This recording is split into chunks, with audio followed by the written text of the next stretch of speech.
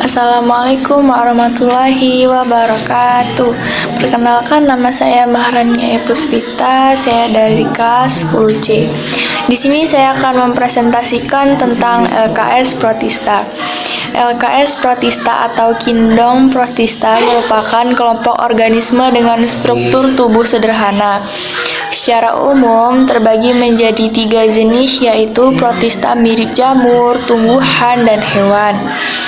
Di materi protista ini, saya akan membahas tentang ciri-ciri protista, protista mirip hewan, protista mirip tumbuhan, protista mirip jamur. Yang pertama, ciri-ciri kingdom protista yaitu memiliki uniseluler atau multiseluler. 2. Inti sel bersifat eukariotik yaitu memiliki membran inti. 3. Memiliki dinding sel. 4. Cara hidup secara fotoautotrof atau heterotrof. 5. Hidup bebas atau bersimbiosis. 6. Bersifat aerob atau anaerob. Protista mirip hewan atau protozoa. Ciri-cirinya: 1. Uniseluler dengan ukuran tubuh 10-200 UM. 2. Tidak memiliki dinding sel. 3. Pada umumnya bersifat heterotrof, hanya sebagian kecil saja yang bersifat autotrof. 4. Hidup bebas atau sebagai parasit bagi organisme lain. 5. Reproduksi secara seksual atau aseksual. 6. Pada umumnya memiliki alat gerak.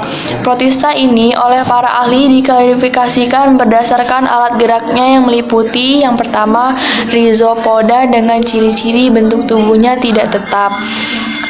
Yang kedua, bagian luar tubuhnya adalah membran sel yang sebagai pelindungnya, pintu zooid dan reseptor.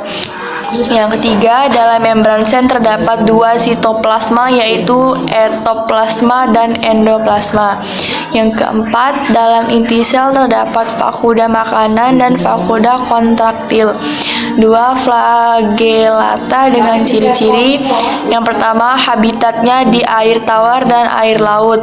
2. Hidup secara parasit atau secara simbiosis mutualisme. Yang ketiga, hidupnya ada di soliter, ada yang berkoloni. 4. Bergerak menggunakan bulu cambuk atau flagel. 3. Trypanosoma gambiesen dengan ciri-ciri: yang pertama, bentuk yang mirip dengan sel leher, foraminifera. Yang ketiga, memiliki flagella yang berfungsi sebagai alat gerak dan menghasilkan aliran air dalam tubuhnya. Yang kelima, memiliki kinetoplasma yang berfungsi menyimpan DNA ekstranukleus. Yang keenam, sebagian besar hidup sebagai parasit pada manusia dan hewan. 4. Filum Ciliata dengan ciri-ciri: yang pertama, bentuk tubuhnya bulat panjang oval. 2. Tidak memiliki alat gerak tanpa dapat berpindah dari jaringan satu ke jaringan lain dalam bentuk tubuh inangnya melalui aliran darah. Yang ketiga, memiliki sebuah nukleus. 4. Membentuk kista berdinding tebal saat berada di dalam usus vektor. Protista mirip tumbuhan. Ciri-cirinya memiliki organisme eukariotik. Yang kedua, memiliki dinding sel yang tersusun dari selulosa dan lignin. 3. Bereproduksi secara aseksual atau membelah diri secara biner. 4. Fotoautotrof atau membuat makanannya sendiri.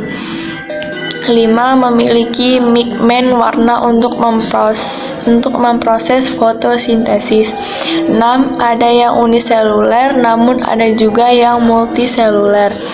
Berdasarkan pigmentasinya dibedakan atas: 1. Alga hijau, 2. Alga merah, 3. Alga coklat, 4. Alga pirang, 5. Alga api. Dan terdapat 2 kelompok lain, yaitu alga mirip hewan dan tumbuhan. Alga diantome. Protista mirip jamur. Ciri-cirinya: bersifat eukariotik. 2. Tidak memiliki klorofil. 3. Dapat menghasilkan spora.